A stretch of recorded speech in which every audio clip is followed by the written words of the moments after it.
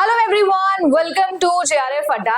मैं आप सभी लोगों के लिए हमारा आज का कंप्यूटर साइंस डिस्कशन सेशन लेकर आपके सामने हूँ। 8 PM मैं आप सभी लोगों के लिए 10 की 10 यूनिट्स को डिकोड कर रही हूँ। ग्राफिकल फॉर्म में 90 डे मास्टर प्लान आपको समझा रही हूँ कि 90 दिन में 10 यूनिट में से कौन कौन से टॉपिक्स को आपको अच्छे से पढ़ना है, कौन से कंसिस्टेंट रहे हैं, किससे कितने क्वेश्चंस बने हैं पिछले 5 पेपर के अंदर, सो दैट हम लोग एनालाइज कर सके, प्रायोरिटाइज कर सके कि कौन से टॉपिक कौन से यूनिट को सबसे नंबर 1 प्रायोरिटी दे रही हूँ। आज भी ऐसे ही मैं आप लोगों के लिए एक और यूनिट को डिकोड करने वाली हूँ। आप में से ज्यादातर स्टूडेंट्स जॉब के साथ में कंप्यूटर साइंस को लेकर प्रिपेयर कर रहे हैं या जिनके पास में समय की कमी है, उन सभी स्टूडेंट्स के लिए जो भी प्रॉब्लम्स आती है उसे स्ट्रैटेजाइज करने के लिए मैं ये चीज कर रही हूँ। और इसी में मैं आप सभी लोगों के लिए एक वेबिनार भी कंडक्ट कर रही हूँ। ये वेबिनार जो है वो फ्री ऑफ कॉस्ट होगा। आप सभी लोगों को एक गूगल फॉर्म में दे रही हूँ जो कि डिस्क्रिप्शन में और कमेंट सेक्शन में रहेगा आपके, आप उसे फिल कर सकते हो और आप अटेंड कर सकते हो इस वेबिनार में। 1 to 1 हम लोग पर्सनली कनेक्ट कर सकते हैं। जो भी आपकी प्रॉब्लम्स होंगी वो मैं आप सभी लोगों के लिए कोशिश करूंगी इसका सोल्यूशन लेकर आ सकूं। ये सारी की सारी चीजें आपके लिए जो है वो जेआरएफ अड्डा पर ही होगी। तो अगर आप उस फॉर्म को फिल करना चाहते हो तो you can go to the comment section. हम आते हैं हमारे आज के टॉपिक पर और इसकी जो पीडीएफ है, ये जो पूरा ग्राफ है, टॉपिक्स के नंबर है, नाम है, सब मैं आप लोगों को जेआरएफ अड्डा एप्लीकेशन पर दे दूंगी। It's totally free of cost. आप जाइए, एप्लीकेशन को डाउनलोड करिए और इस पीडीएफ को डाउनलोड कर लेना, ठीक है। अगर आप लोग टेस्ट लेना चाहते हो तो एवरी संडे एक फ्री टेस्ट भी होता है, इसे भी आप ले सकते हो। अगर बात की जाए तो मैं आप लोगों से आज जिस यूनिट की बात करने वाली हूँ वो यूनिट है आप लोगों का digital logics and computer organisation and architecture. एक ऐसा यूनिट जिससे ज्यादातर बच्चों को डर लगता है। ये चीज मैंने आपको थ्योरी ऑफ कंप्यूटेशन जब डिकोड कर रही थी तब भी बताई थी। इसका रीजन बहुत ही कॉमन है। जिस भी यूनिट के अंदर थोड़ा भी हार्डवेयर वाला पार्ट आता है, हार्डवेयर ओरिएंटेड अगर वो यूनिट होती है तो ज्यादातर बच्चों को उस यूनिट से डर लगता है। It is a very very common thing which happens with a lot of students. थोड़ा भी हार्डवेयर ओरिएंटेड टॉपिक होता है तो डर लगता है। अब कंप्यूटर ऑर्गेनाइजेशन एंड आर्किटेक्चर का भी गेम ऐसा ही है। ऑल्दो ये यूनिट एक ऐसी यूनिट है जो कि कंप्यूटर साइंस के कोर का पार्ट है। Discrete mathematics and digital logics, ये दो यूनिट्स के बिना इम्पॉसिबल है कि आप कंप्यूटर इंजीनियर बन सको। तो ये वही यूनिट है जो पूरी डिजिटल लॉजिक्स के ऊपर बेस्ड है। किस तरीके से मदरबोर्ड बनता है, कंप्यूटर की कंट्रोल यूनिट यानी सीपीयू की कंट्रोल यूनिट कैसे काम करती है, कैसे बनाई जाती है। सो बेसिकली इस यूनिट के थ्रू, इस डोमेन के थ्रू हम कंट्रोल यूनिट डिजाइनिंग सीखते हैं, arithmetic and logic unit designing सीखते हैं। हमारे पास में कंप्यूटर में जितने भी अलग अलग डिजिटल सर्किट्स हैं, उन सर्किट्स को कैसे बनाया जाता है, उनकी वर्किंग कैसे होती है और उनका ऑर्गेनाइजेशन कैसा होता है।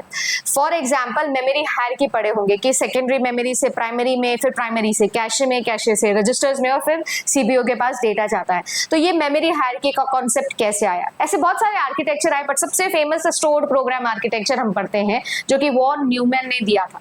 तो इसी तरीके से इस पूरी यूनिट के अंदर ऐसी चीजें आपसे पूछी जाती है।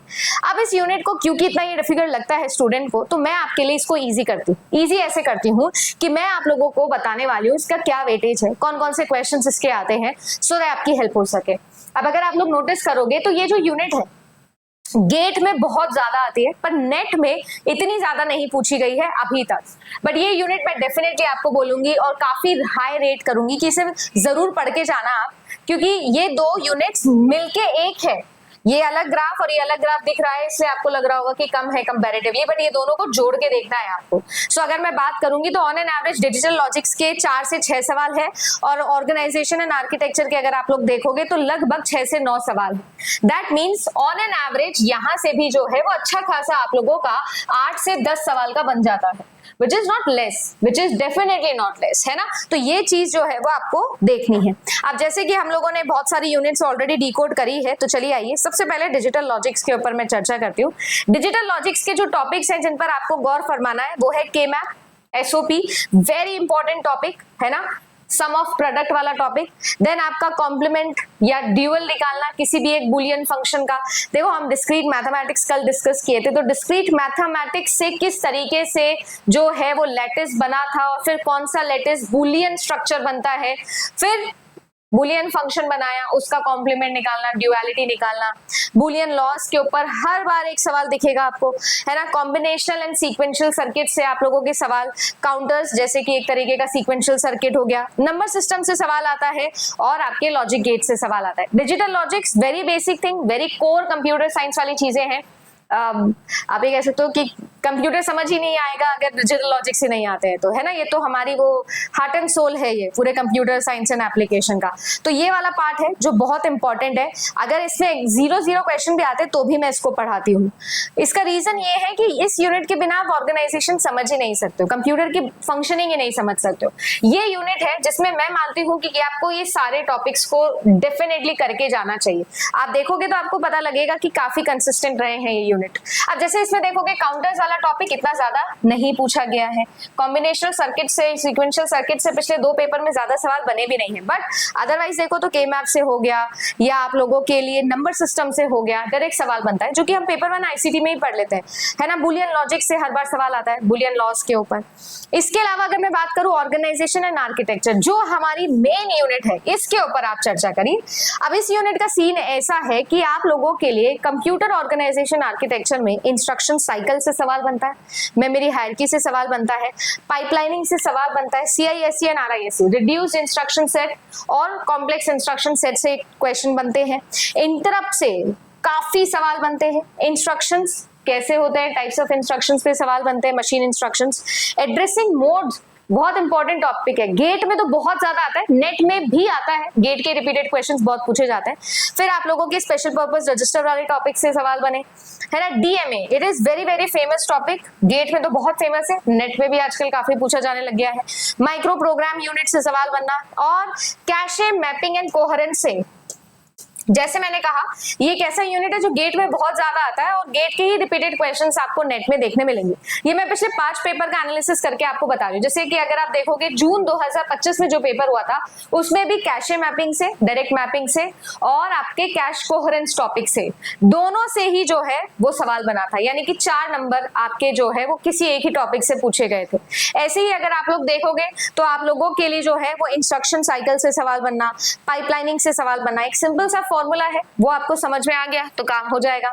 इंटरप्ट से काफी रेगुलर सवाल बनते हैं, एड्रेसिंग मोड से भी आपका सवाल बना था अभी जून के पेपर के अंदर। तो ये जो आप लोगों का यूनिट है ना, इस यूनिट को समझने का सबसे बेसिक तरीका ये है कि डिजिटल लॉजिक्स के फंडामेंटल्स को अच्छे से समझो और उसके बाद में एक एक यूनिट, जो ये टॉपिक मैंने नाम लिखे हैं ना, बस इन टॉपिक्स को थोड़ा ध्यान दो।